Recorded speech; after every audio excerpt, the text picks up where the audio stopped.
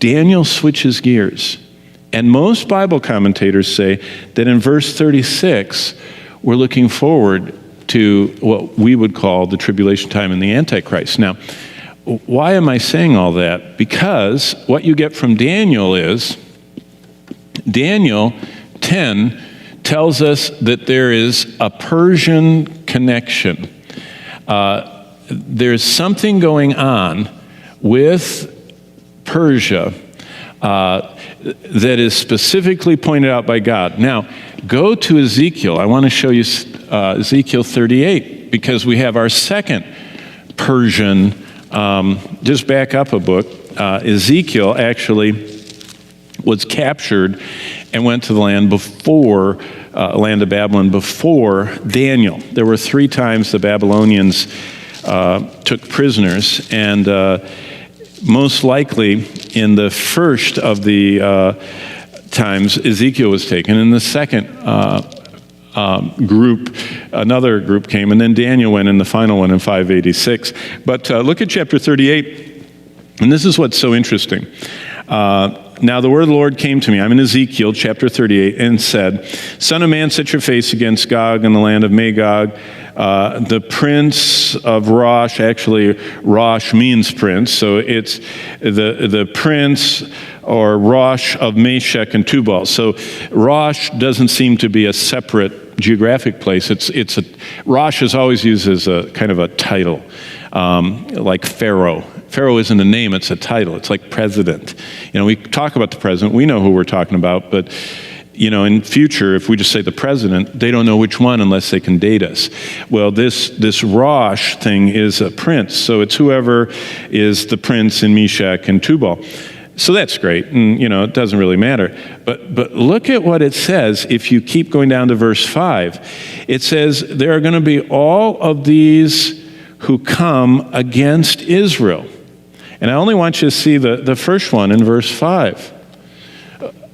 All of them are significant because, just last week, the whole Ethiopia and Somalia and the massacre of the 147 kids in the Christian university in Kenya.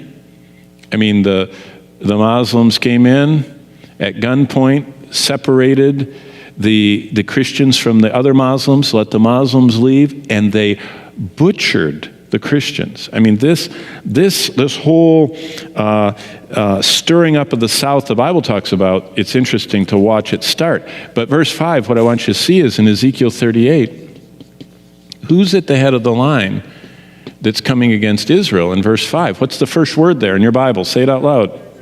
Persia.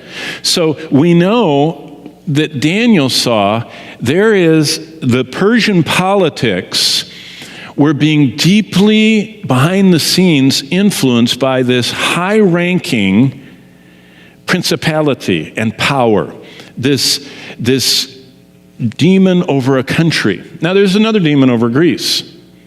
He seems to be wasting money right now. If you're following, current world news, the Greeks are going broke and falling out of the euro. And I'm just teasing about that. Probably there's some prophetic implication to that. But what we see is this Persian deal figures into Ezekiel 38, saying that there is going to be a coming invasion of Israel that is headed up by Persia. Now, why is that? Well, if you read the rest, why is that important? If you look at all those other names in verse 5, Persia, Ethiopia, and Libya, and with them, and all the house of Gomer, and Togarmah, and Meshech, and Tubal, and all that group never in history has ever done anything together. This is a historical anomaly looking back. Never in history has Persia, Sudan, Libya, Algeria, Turkey, Central Asia, never have they all attacked Israel, ever. This is a coalition coming. And Ezekiel says the one that's going to rev it up is Persia. If you want to find Persia in the news, it's called Iran. There is no nation on earth that has threatened Israel more completely for annihilation. Now, Hitler just wanted to kill Jews. He didn't care about Israel. He just wanted to kill Jews. The Soviets pogromed the Jews until 1 million of them fled and went to Israel. I mean, we know history. I mean, the Spanish martyred and killed the Jews, and on and on. The Crusaders killed the Jews. But no country has so frequently, publicly, categorically, even this week said, there's no reason for Israel to continue to exist, and we will destroy them. Not just we don't like them, we're going to boycott them, we're going to apartheid them and economically ruin them. We are going to kill them. Now, last thing, because it's time to go. There's something that always identifies where Satan is involved. It says in John 44, Satan was a murderer from the beginning. Satan is always close to murder and bloodshed and killing. It's almost like a fly. Satan loves killing. That's why I would strongly encourage you, if you're a young man and you have any desire to serve the Lord, you need to abandon killing video games because you're honoring the devil. They're not neutral. Satan came to kill and steal and destroy. Those are the three themes of most male-dominated video games: killing, stealing, destroying. Grand auto theft, stealing, and killing and destroying are all the rest. Satan's realm, he's a murderer, he loves bloodshed, he loves destruction, he calls his demons Abaddon, destroyer, and all that, and this is all the video game stuff. Satan is one who comes to kill and steal and destroy. When Satan is influencing a nation, they only talk about killing and destroying.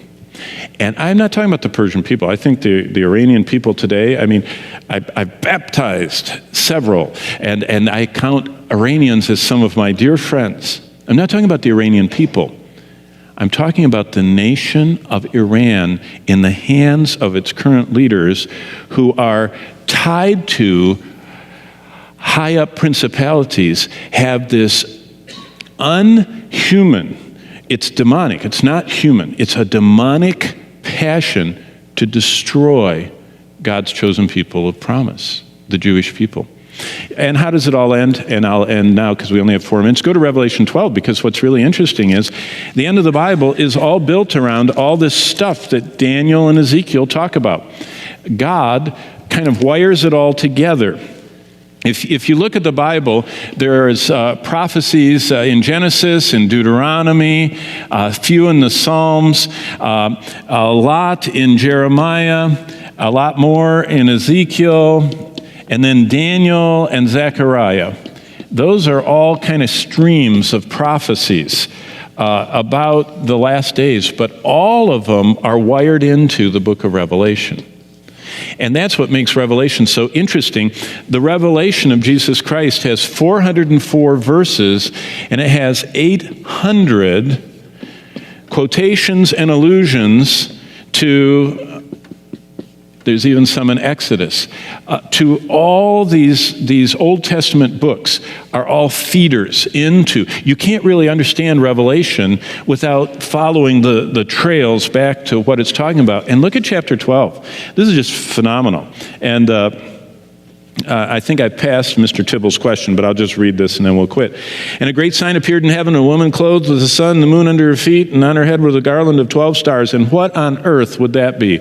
Well, if you go back to Genesis and you look in the life of Joseph, Genesis 37 to 50, bingo. You know what that's talking about. That's a description of Israel. That's a description of the 12 tribes and the whole thing that Joseph saw when his brothers were, he saw all of that. It's interesting. Okay, so we've got Israel and being with child. So Israel has a child. That's interesting.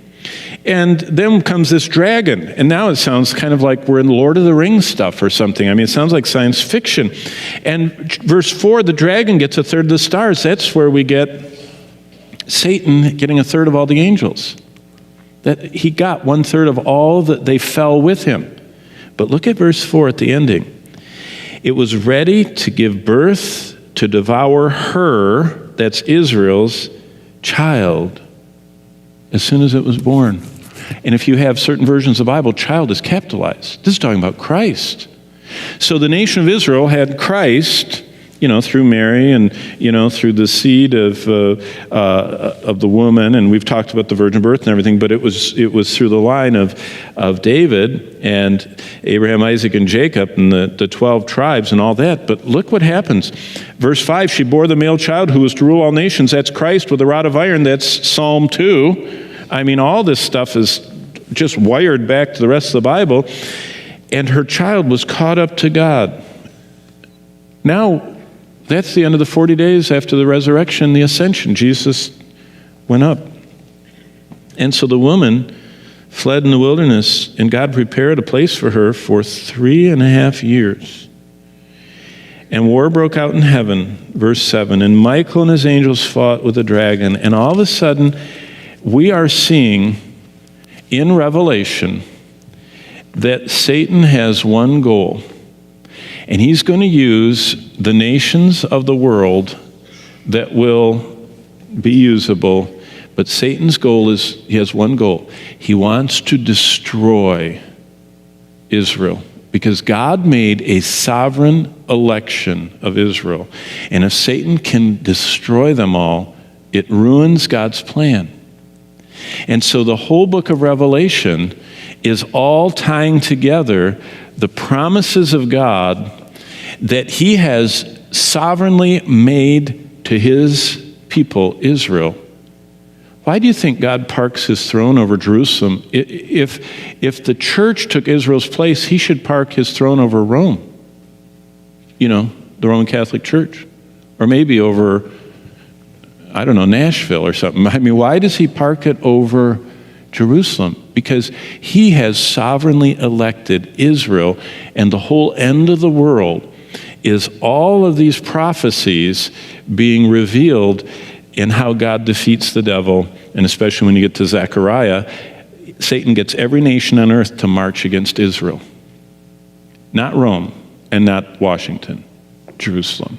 Every nation on earth starts going toward Israel. And Zechariah 12 through 14 says that at the last moment, God rescues Israel. And Israel, Jews, look up and see the one they pierce and mourn and are gloriously saved. So, Mr. Tibble, thank you for asking that. You're not even here tonight, but I'll answer it anyway.